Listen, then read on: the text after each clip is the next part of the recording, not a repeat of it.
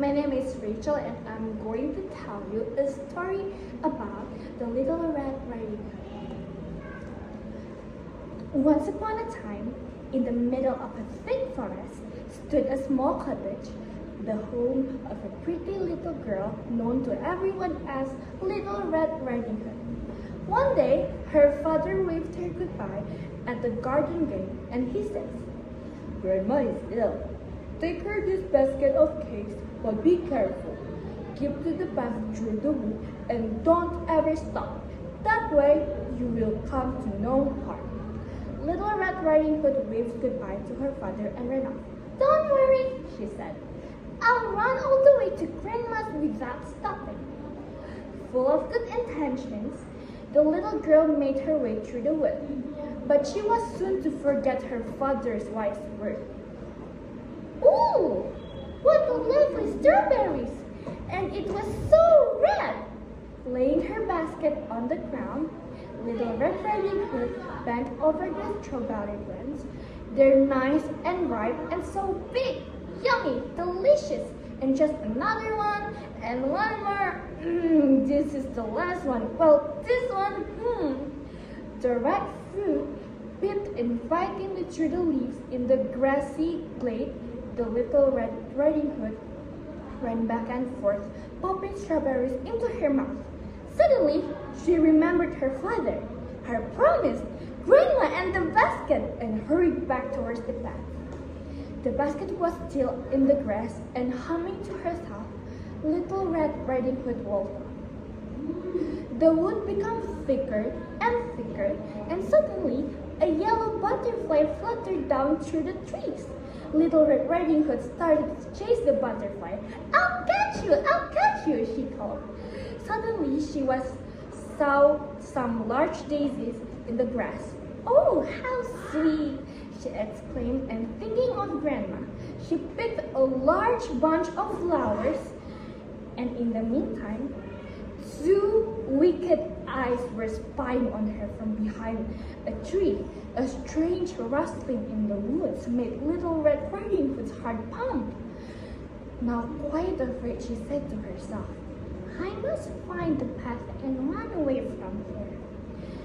At last, she reached the path again, but her heart leapt into her mouth at the sound of a gruff voice which said, "Where are you going, my pretty girl, all alone in the woods?" "I'm taking Grandma some cakes. She lives at the end of the path," said Little Riding Hood in a faint voice. When he heard this, the wolf, is a big bad wolf himself, politely asked, "Does Grandma live by herself?"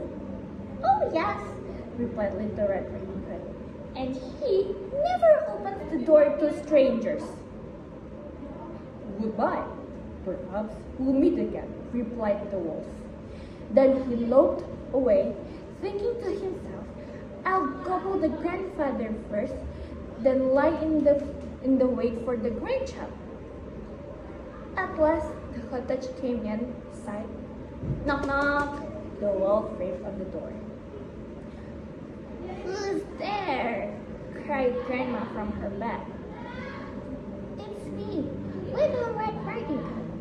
I brought you some cakes because you're ill," replied the wolf, trying hard to hide his gruff voice.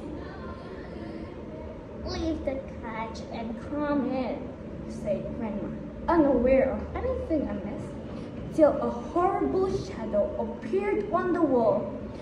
Poor Grandma! For in one bound, the wolf leapt across the room and in a single mouthful swallowed the old lady. Soon after, Little Red Riding Hood tapped on the door. "Grandma, can I come in?" she called. Now the wolf had put on the old lady's shawl and cap and slipped into the bed.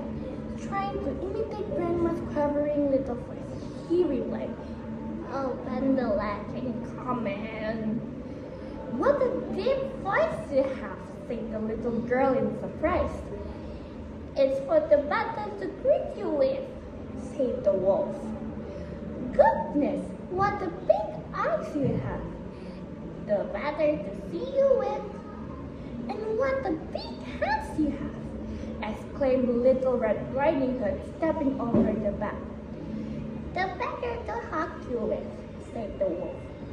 And what a big mouth you have, the little girl murmured in a weak voice. The better to eat you with, growled the wolf. And jumping out of bed, he swallowed her up too. Then with a fat, full tummy, he fell fast asleep. In the meantime, a hunter had emerged from the wood, and on noticing the cottage, he decided to stop and ask for a drink. He had spent a lot of time trying to catch up a large wolf that had been terrorizing the neighborhood, but had lost its tracks.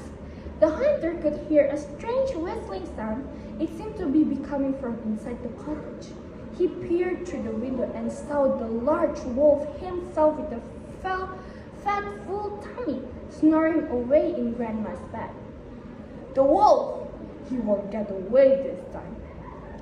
Without making a sound, the hunter carefully loaded his gun and gently opened the window. He pointed the barrel straight to the wolf's head and bang! The wolf was dead.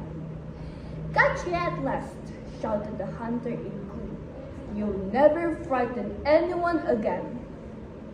He cut open the wolf's stomach, and to his amazement, out popped a grandma and the Little Red Riding Hood, safe and unharmed. You arrived just in time, murmured the old lady, quiet, overcome by all the excitement. It's safe to go home now, the hunter told Little Red Riding Hood. The big bad wolf is dead and gone, and there is no danger on the path. Still scared, the little girl hugged her grandmother. Oh, but the dreadful fright. Much later, as dusk was falling, Little Red Riding Hood's father arrived, all out of breath, worried because her little girl had not come home.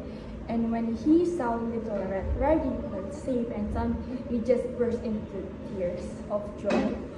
Oh, my daughter, at least you're safe at last. After thanking the hunter again, Little Red Riding Hood and her father set off towards the wood, and as they walked quickly through the trees, the little girl told her father, we must always keep to the path and never stop. That way, we come to no harm.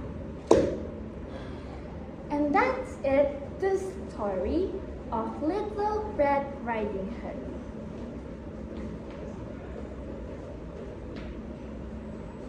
Bye-bye and thank you!